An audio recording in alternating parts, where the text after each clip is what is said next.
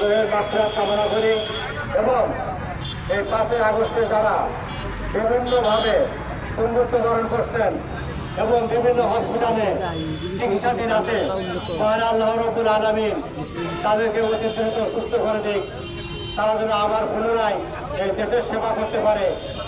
তার জন্যে আল্লাহর কাছে সবাই দোয়া প্রার্থনা করি।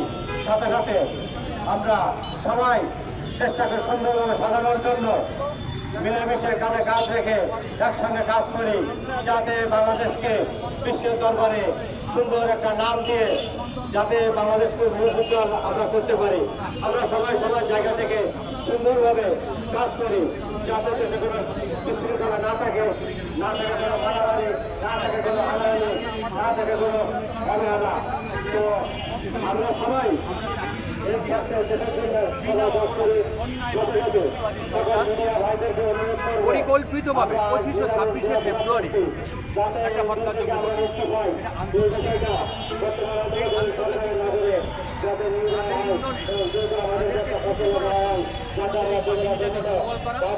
সেনাবাহিনীটাকে দুর্বল করা, এই জন্য একটা পরিকল্পিতভাবে এই হত্যাযোগ্যটা করা।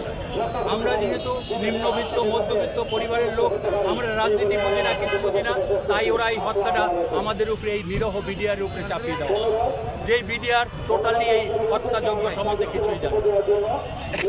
এটা হলো তাদের একটা পূর্ব পরিকল্পনা। কেন ভারতের সাথে আমাদের এখন আপনাদের মূল দাবি কি?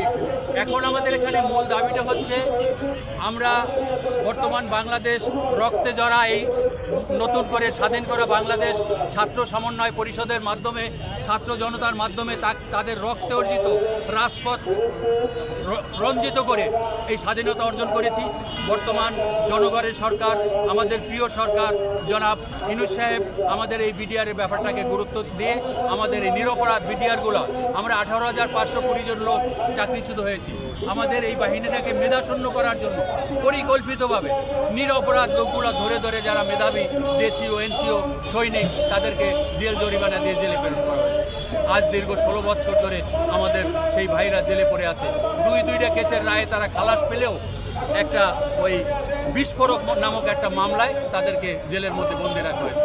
অনেক মা আছে যার সন্তানের সাথে 15 বছর সান্নিধ্য হয় না। অনেক ছেলে আছে যে তার বাবাকে দেখেনি। আপনাদের এখন মূল দাবিটা কি? আমাদের মূল দাবি আমাদেরকে চাকরিতে পুনর্বহাল করা, বিশেষ করে যারা জেলে আছে তাদেরকে দ্রুত মুক্তিদান করা। আমাদের এইটাই হলো মূল দাবি। আমরা নিরপরাধ, আমরা কোনো অন্যায় করি নেই। আমাদেরকে চাকরিতে পুনর্বহাল করতে হবে, যাদের বয়স নেই তাদেরকে সুযোগ সুবিধা দিয়ে পুনর্বাসন করতে হবে। এটাই তাদের এই মাস্টার প্ল্যানদেরকে বিচারের আওতায় এনে দৃষ্টান্তমূলক শাস্তি প্রদান করে আমাদের মতো সাধারণ নিরীহ বিডিআরদেরকে নিঃস্বার্থে মুক্তিদান করে অনতিবিলম্বে সকল সুযোগ সুবিধা সহ বাংলাদেশ রাইফেলসে পুনরায় চাকরিতে বহাল করার জন্য আমরা সকল বিডিআর জোর দাবি জানাচ্ছি। সাথে সাথে আজ আমরা এই বিডিআর অবহেলিত হয়ে বাল বাচ্চা কাচ্চা নিয়ে দুবেলা না খেয়ে দিরাত ভোগ করছি। আমরা এই বাংলাদেশ রাইফেলসে ভর্তি হয়েছিলাম সীমান্ত রক্ষা করার জন্য, দেশকে সুন্দরভাবে প্রোটেকশন দেওয়ার জন্য। বাট আমরা কেন এই রাস্তায় জনগণের কাছে এবং সমস্ত বিরোধী ব্যক্তির কাছে আমার প্রশ্ন, আমরা কেন আজ এই অবহেলিত?